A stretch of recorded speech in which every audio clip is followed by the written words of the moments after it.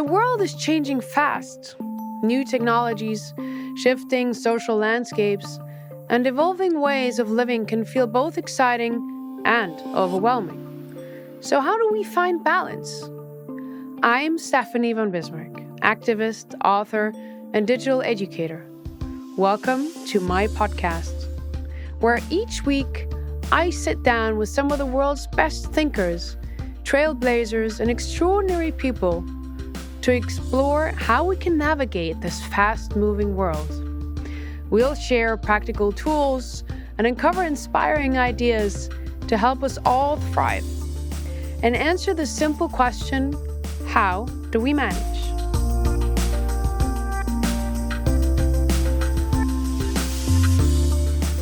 Today, we're diving into a topic that feels impossible to escape right now, AI. It's everywhere.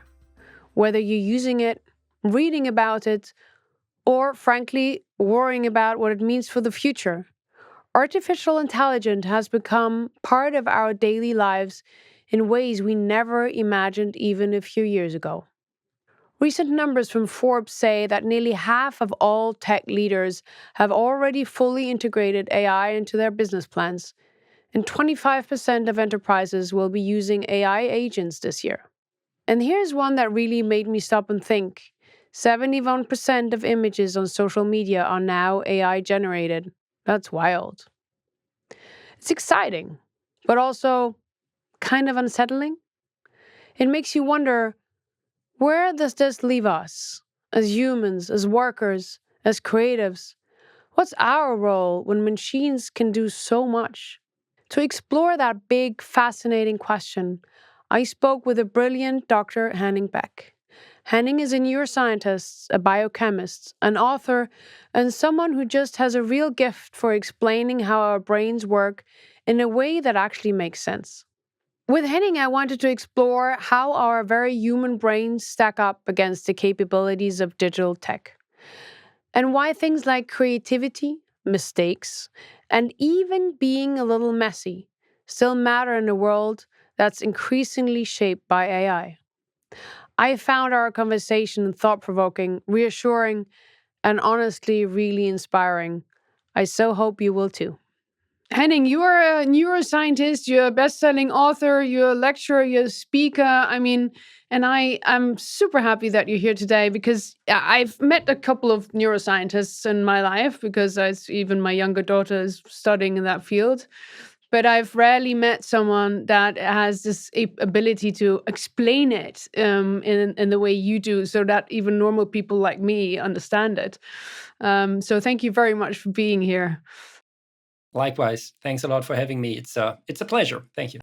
How would you describe the brain in a way that makes sense to someone who's not a scientist and just a normal person? What is the brain? Is it a supercomputer? Yes and no. Interestingly, the brain is by far the most researched thing in the human body. There is nothing else that has been investigated in such depth. And still, we haven't figured out how the brain works. It is completely different from all other organs. If you look at a heart, you see how a heart works. It's pretty simple stuff. It's a pump. If you look at a lung, you know how a lung works. And if you look at the brain, and you see just the tissue of this, let's say, fatty protein structures. And then you have to imagine this is the thing where all these thoughts come out. And we have actually not a good scientific idea still. If you want to understand how the brain works, think of an orchestra.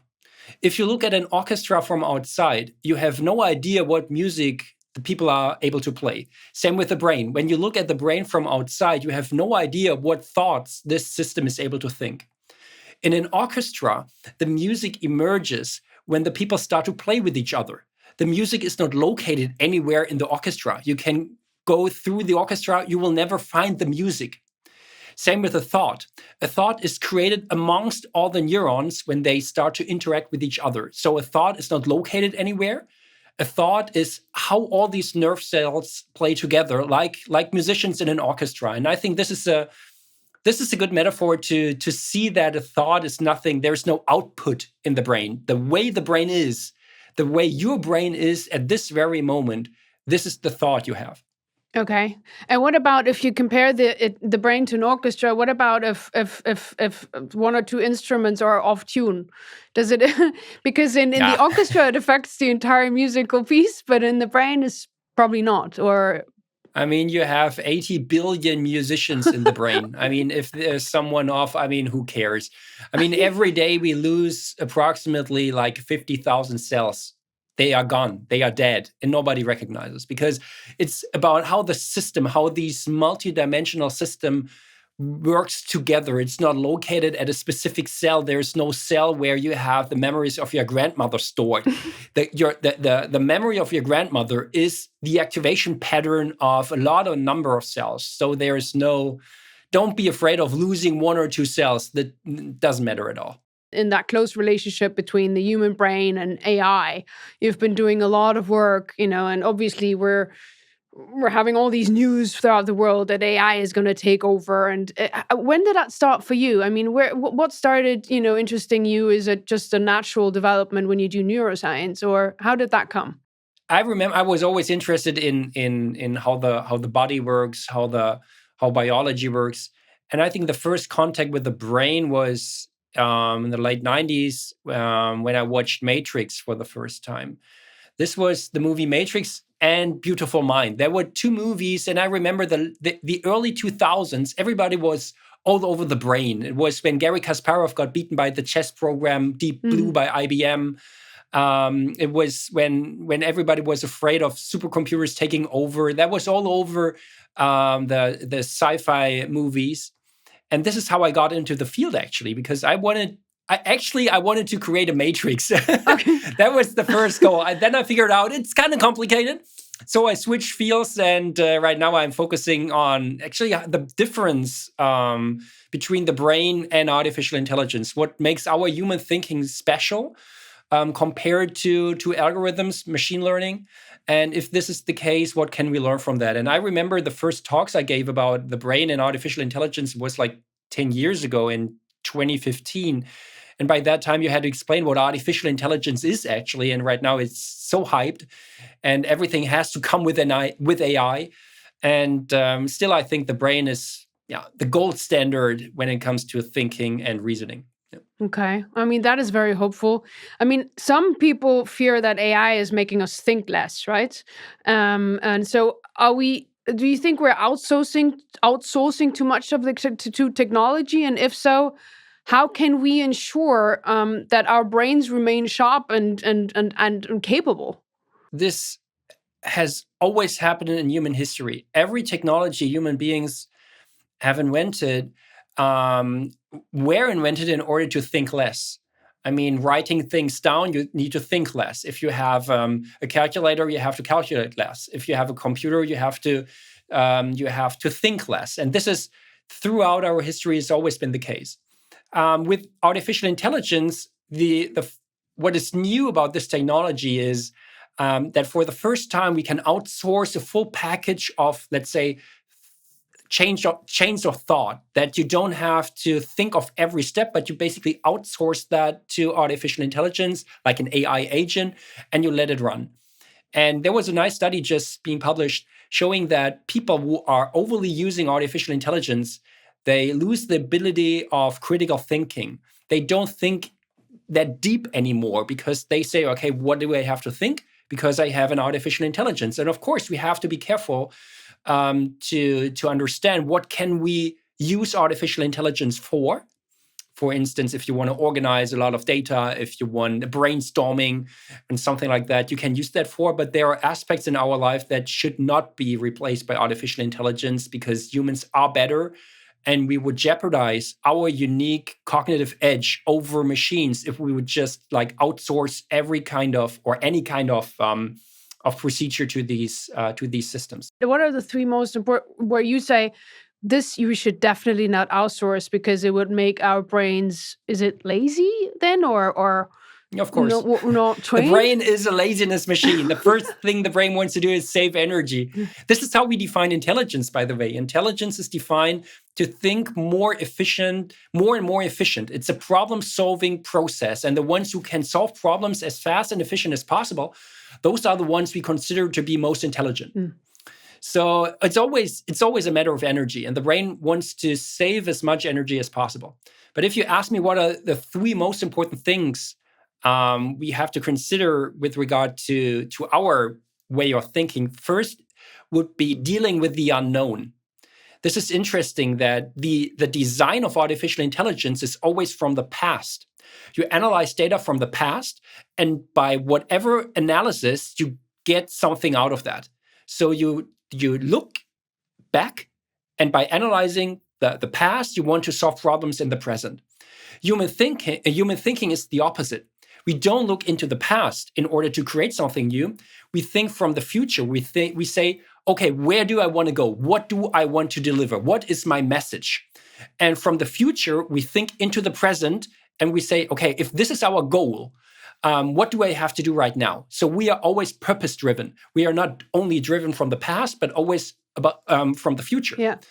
Second, understanding cause and effect. Mm-hmm. This is something that human beings are very good at because we manipulate things around us. We are not just passively consuming data, so we interact with the world around us. And this gives us the possibility to do experiments and thereby understanding cause and effect relationships.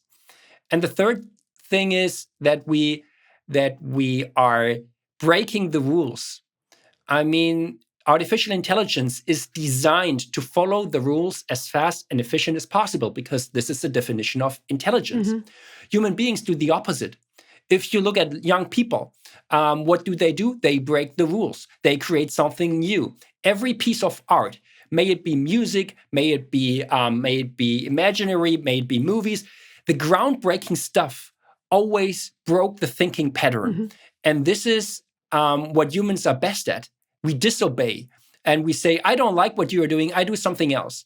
And this is what we call freedom. And this way of thinking, I would not suggest any artificial intelligence company to build a machine like that because it's a bad business case. Somebody who is contradicting you, this is a bad product, right? Yeah. So do you think AI is in total is it a threat, an opportunity, or to our own cognitive abilities? I'm not concerned. I always say if you use your brain, you shouldn't be concerned about being replaced. I mean, you have to use your brain. You have to question things. You have to put things into action. You just give it a try and see whether it's good or whether it's bad. And those are the aspects we have to put in our focus. I'm not generally pessimistic about artificial intelligence, not at all. Because, and I think this is very typical of new technologies, people are asking for the risk of applying this technology. We always ask, what is the risk if we use artificial intelligence? We rarely ask the question, what is the risk of not using artificial intelligence? How many human lives are not being saved because we are so afraid of this technology? How many good ideas can we not invent in cooperation with artificial intelligence because we are so afraid? So we should be more courageous in using this technology because I think this is a groundbreaking shift. It will enable us to organize information in a completely unforeseen way, and it would be a big mistake if we don't take the courage to use this technology. So digital technology is being used more and more within our schools and education systems. So what's this going to do to the way our children learn? And how do we continue to teach children the importance of creativity and critical thinking? It's interesting. If I look back at my school times, we had to learn poems by heart. So we sat there and just learned it by heart because by that time, the most difficult thing was to get information. And if this is the biggest obstacle, I mean, what do you teach people? You teach people to get information and store information. I mean, this is not our biggest problem right now. I mean, our biggest problem is to organize information, to prioritize information. So you have to teach people to solve problems instead of just showing the solution at the beginning and then teach them to apply that solution and learn things by heart.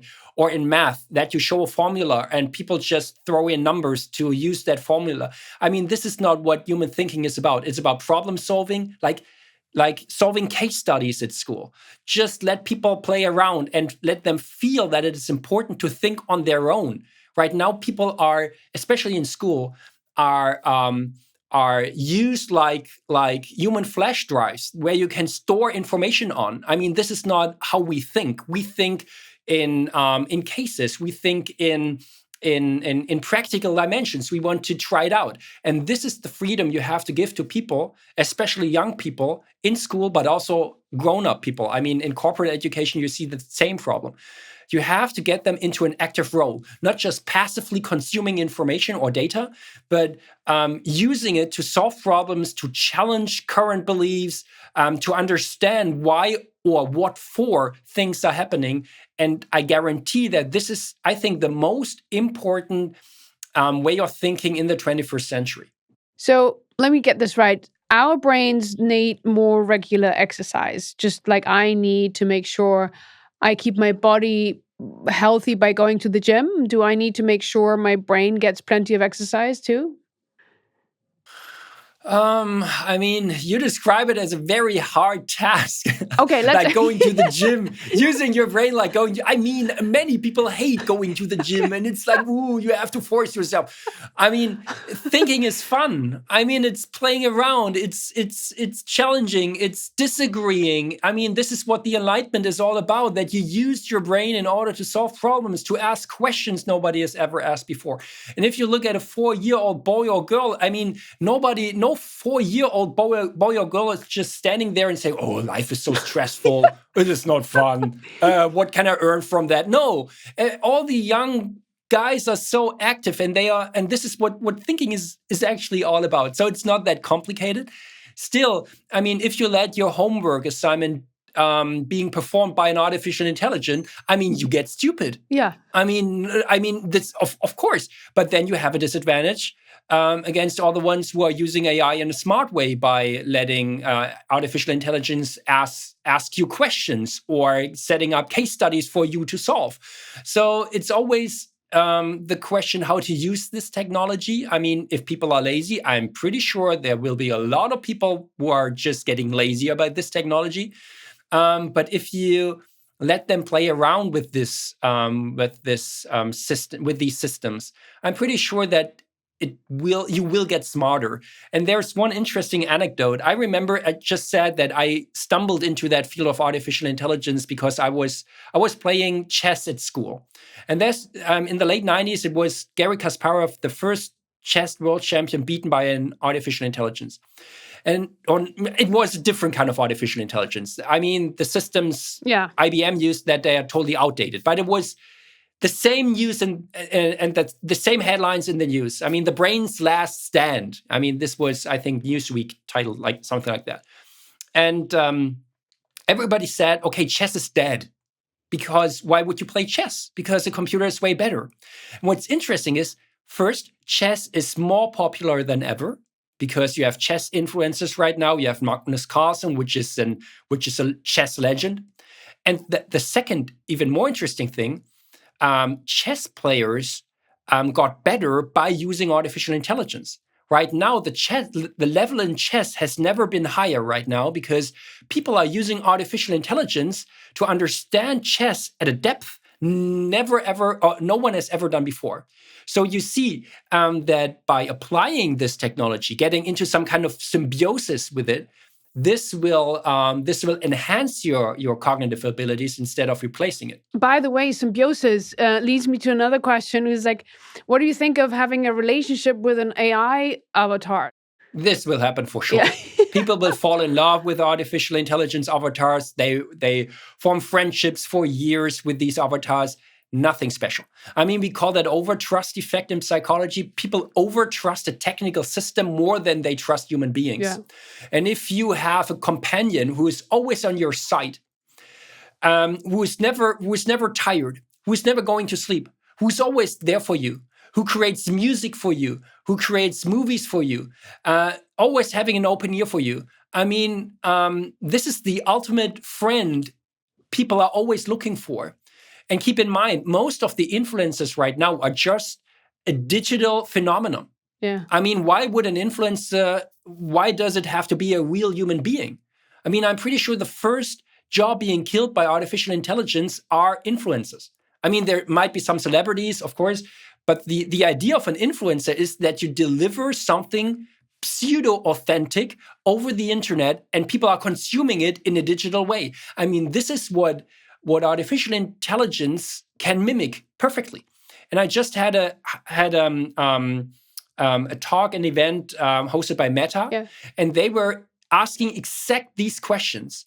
Why do we need human beings in an artificial environment? Because content can be created fully virtually by artificial intelligence, and people will love that because this is an influencer who always texts you back. I mean, this is the ultimate goal of every fanboy and girl. The pure connection to an influencer, for instance, and I'm pretty sure people will fall in love with artificial agents and form friendships for their whole life. But aren't relationships with AI going to be really limiting then? I mean, if our avatar partner does everything we want, where's the challenge? And how do we grow and learn other worldviews? How do we learn in challenges? And how do we learn to compromise?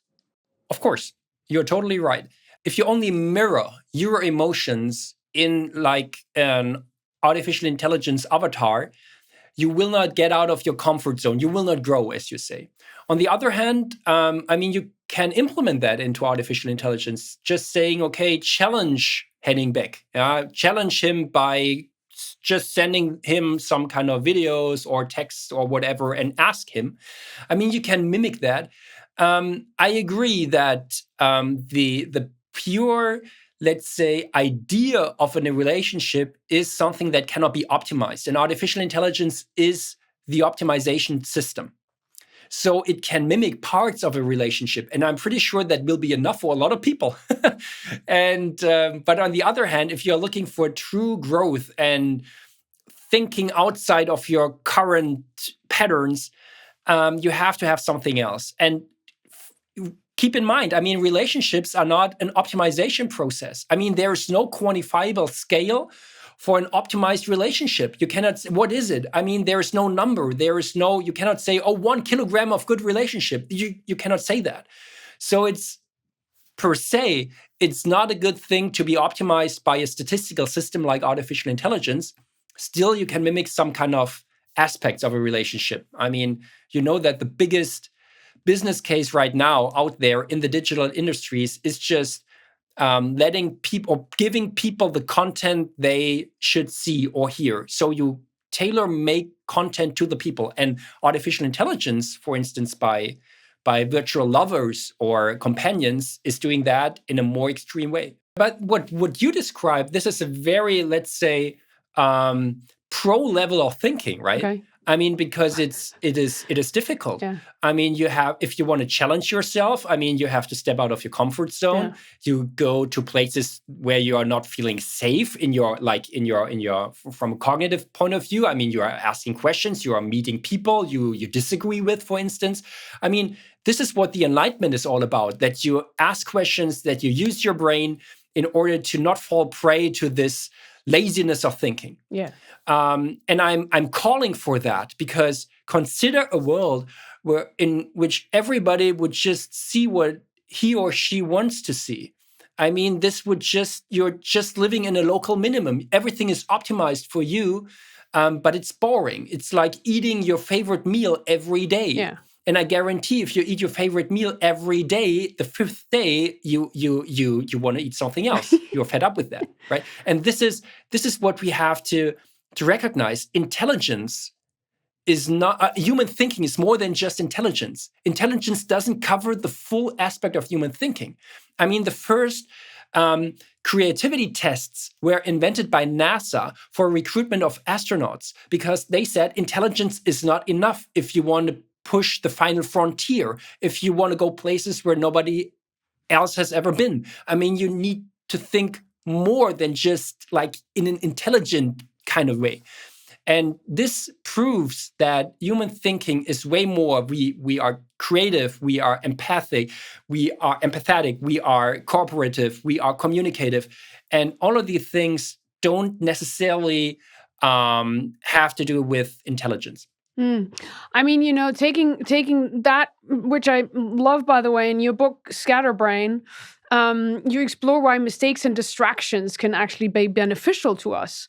And can you sort of break that down for someone who's always been taught to avoid errors?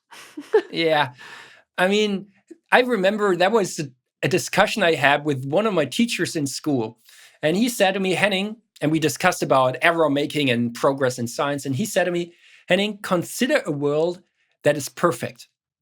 I mean, how boring would this be?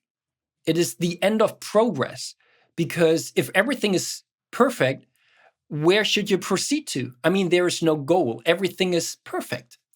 So it's the error we make in our thinking that distinguishes us from non-creative machines. Yeah. Creativity comes from the freedom of asking stuff nobody's ever asked before, and trying stuff without knowing whether it's good or whether it's bad. And this gives us the cognitive edge, because it's not perfection that makes us human. It's like the imperfection. The fact that we get distracted, of course, we have to avoid massive distraction. But on the other hand, consider you would be focused, hyper-focused all the time. I mean, there's no thinking outside the box, looking over the border. There's no such thing, because you're so hyper-focused on what you're doing. And human thinking is way more than just being a hyper-efficient machine, right? So, but as people, forgetting things seems really bad. It often feels like our brains are like completely overwhelmed. We're thinking about our work, our children, our parents, our shopping list, what we're cooking for dinner, and we're just forgetting stuff. Anyway, I am. But you're saying that's not necessarily a bad thing? I mean, don't forget the important stuff, of course. I mean, you have to prioritize. You see, it's not about remembering everything. It's about prioritizing what is important and what is not important. And we know from studies, the more people know, the more they remember, the slower the thinking can become. Because you know that it's called the tip of the tongue phenomena. You know the name of the actor, but you know that you know the name, but it doesn't come to your mind right now. And this is always happening when you know too much. Mm-hmm. So the brain needs a long searching phase in order to get to the name of the actor, for instance. So smart brains know what it's worth remembering, and they forget the rest. And I think this is very important, because we are living in times where we are overkilled by information. Mm-hmm. And it's not our challenge to remember as much as we can. It's more like prioritizing what is important, and the rest we can discard. You know, in this world where we all obsessed with sort of productivity and efficiency, which, naturally some of those machines are just better than us, right? But how can we work with our brain's natural tendencies? What, like distraction and forgetfulness rather than against them? Or is that no such thing?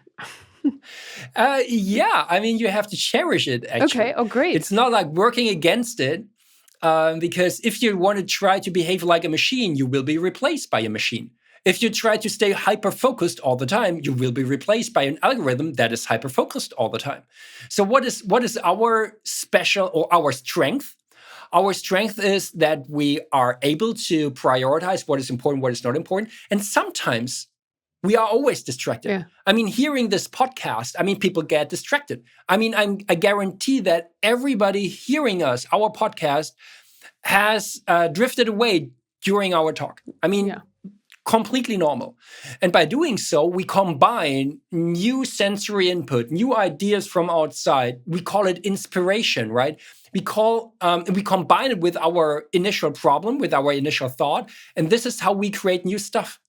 Because we are not restricted to the problem itself, but we are distracted and we are mind wandering from time to time. And it's important to have that in your daily business working routine.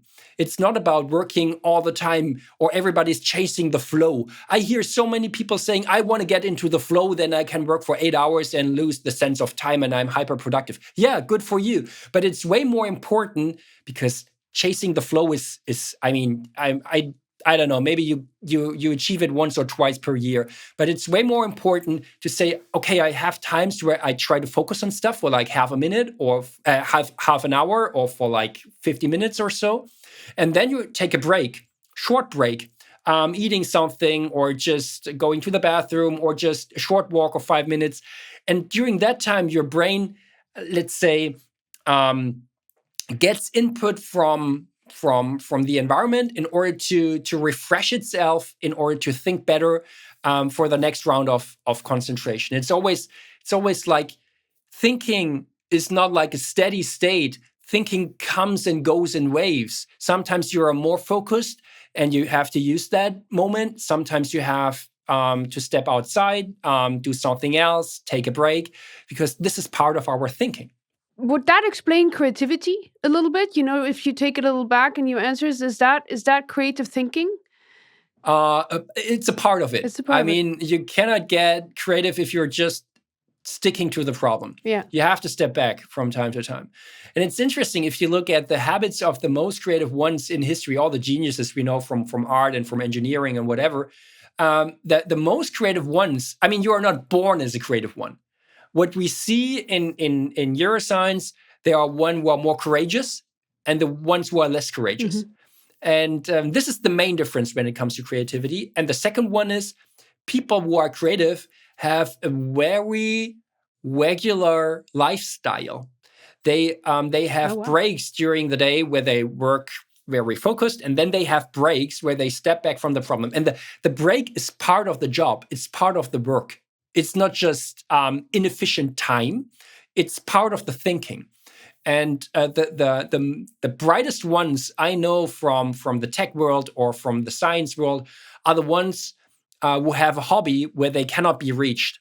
It's interesting. If you look at bright people, creative people, they all share the same thing. They have a hobby or time during the day where they are cut off from the environment, from all the messages and all the emails and all the phone calls, and they use that time in order to digest all the input they got during the day. And would you say that, to be creative, you just need time? And I'm referring now to children, sometimes a little boredom?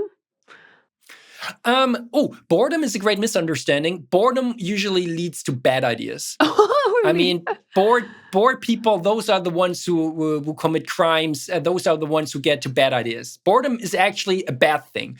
What you want to achieve is not boredom. What you want to achieve is some kind of relaxing state. We say to be kissed by a muse, right? To have that freedom where you play around and nobody is forcing you to do nothing. It's your choice to do nothing. I mean, boredom is always forced by someone.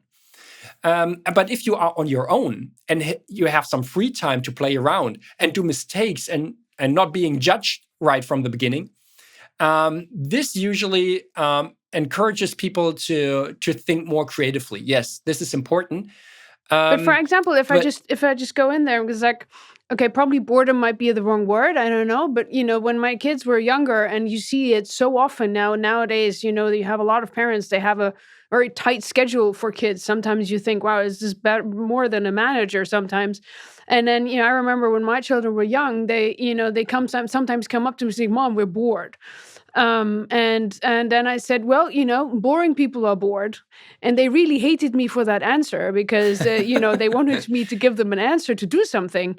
Yeah. But I don't know if it was only, them being as they were. But sure enough, it took them about 10 minutes and they started playing. So they started to come up with something. And fortunately, it was not always a bad idea. Yeah. They weren't always destructive. So I'd say in my personal experience, that is actually, good. I gave them that time. I didn't give them a pre-made sort of concept of what they should do next. I let them go again, and actually that made them creative. Yes. I mean, it's not a forced boredom. Yeah. They did not experience a forced boredom. You did not say to your children, now you have to be bored. Don't do anything for the next 2 hours. No. Yeah. I mean, but it's like they have some kind of free time in order to play around with stuff. I mean, this is important. And what is also important for creative ideas, that you have a problem. Yeah. usually, I mean, good ideas come with dissatisfaction. Mm-hmm. Happy people do not create good ideas, because if you're happy, there is no need for creativity and good ideas. If you're happy, everything is good. If you're happy, your main goal is that everything stays the same. So what you want to achieve is that you give people a challenge, a problem, a case, whatever, and you let them play around with it. Creativity comes with a problem. Give them a problem, and then give them some free time to play around and with a problem. And then you will see that people get to good ideas, because this is fun. It is fun to play around. That's lovely. I mean, especially in regards to the state of the world right now, it should be full of creative people, because sure enough, the world seems to have a lot of problems. At least if you watch the current news, it's, so perhaps that it's a good thing. Perhaps that actually sparks people to become more creative to solve them. I mean, you can say a lot of bad things about human mankind, and we have done a lot of crazy bad stuff in history. But you cannot say that people get not inventive when crises are at maximum. Mm-hmm. I mean, if you are really challenged, then people get really inventive. That's right. And they get to solutions we don't know. And that's interesting, speaking of crisis. I mean, a pessimist sounds always smart, because a pessimist is always analyzing all the crises and saying, oh, I cannot solve them. Mm-hmm. A pessimist only sees problems. And I can calculate when we are running out of energy, when our social systems are collapsing, and so on and so forth. What we do not see is what we are capable of in 20 years from now. We don't see that, because an optimist always have to have that kind of creativity, that kind of fantasy, no matter what you call it, but that kind of freedom to think that we solve problems by dealing with them. We are not just passively consuming problems. We are challenged by problems, and by trying to solve them, we get good ideas. And that's why I guarantee you that in 20 years from now, we will have possibilities we don't know yet. Whether it's enough to solve all the problems, I don't know. But we will get to a better place by being optimistic of solving the current problems. If you don't do, you are doomed. I mean, then I am German. I can calculate you the exact day when the world is going to break apart. But this is not a good mindset. No, this is not a good mindset. Is there one thing that you personally do to manage your day better? Is there some sort of ritual, or are you sort of doing something that helps you every day? I'm trying, I'm writing a lot of books, and I've never written a book sitting at my PC and writing things down on the keyboard. I mean, this is the last step. What is important for me is I'm an avid road biker. I'm jumping on my bike as much as I can, and when I'm on my bike and I'm out of reach for like 2 or 3 hours, this is the time I need in order to clear my mind. And it's not like a ritual. I've been doing that now for 25 years. It's part of my life, So it is a ritual somehow. Yeah, it's a habit. It's more than just a ritual. It's like it's part of your identity. I'm on my bike, and I'm Henning Beck 100%. And in these moments, I get to all these ideas I'm going to write down in the hours after. So I try to use that, because I, for myself, figured out if I am, and I know these problems such as you do, I mean, you're so like overkilled by all these information, emails and messages, and what all you have to check your calendar, what so on and so forth. And you have to free yourself from this, let's say, digital slavery, because if you don't do that, you're part of the system, but you're not able to push it further. Is that sort of also an advice you would give to others? Is that, this disconnect, that the intentional disconnect will be beneficial to you? Yeah, get a hobby where you cannot be reached. Another important thing I figured out is that the smartphone is a great invention and a very bad invention at the same time. Oh yeah. I mean, you see it in studies that people lose the attention span by using these smartphones. They are overly relying on these devices, you see that people lose focus and creativity if the smartphone is in reach. If you're able to or if you're just expecting a message from this phone, it's like it's like draining your mental capacity. So you have to have times during the day where you put away your smartphone. Ain't no good after brushing your teeth.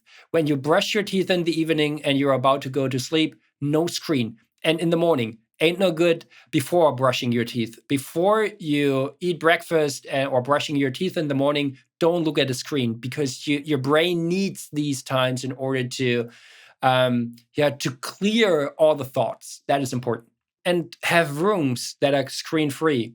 Maybe the bathroom, the kitchen, the sleeping room. Yeah, you have to have 1 or 2 rooms or areas that are screen free, because you condition your brain that if you go to these areas or in these rooms, you think differently.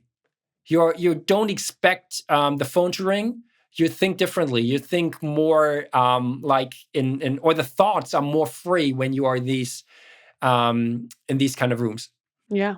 So that's great. I mean, disconnect is important, to find that balance, to have screen-free rooms, get a hobby where you can't be reached. I love that. For example, I'm also a strong believer in, if there's a problem or an issue with someone, I love to walk. Because, if in walking you're doing something, you're probably not necessarily looking at each other, but there's some movement in it. Yeah, I mean, we know that thinking is only being achieved during movement. Wow. I mean, maybe you know that famous statue by Auguste Rodin, the thinker, the guy sitting there and his head on his fist, and he's thinking deeply. You cannot describe human thinking more wrong. I mean, this is completely off. I mean, thinking is always happening when you walk, when you are moving. Why? Because you are changing your environment. And you know that the good ideas don't come to you when you're just sitting there and waiting to be kissed by a muse. I mean, you have to go outside, and you know that same problem, different environment, new idea. This is the reason why people get the good ideas when they are on vacation or when they are on a trip, because they are meeting other people. They are in different environments. They are getting new input. They are getting new inspiration, so to say. And this is really enhancing our way of thinking, because just sitting there at your desktop waiting for a great idea, fingers crossed, but it's not going to happen. That's lovely. And I think it's a perfect ending, because that also shows the limitations of digital technology, right? It's just a tool after all. They are not walking around. Yeah, just stop walking around getting creative. Well, let's stay curious and let's stay in touch, Henning. Yeah. It was absolutely wonderful to talk to you. Thank you so much for taking your time. I'll reach out later, and we'll stay connected. Thank you so much. It was great.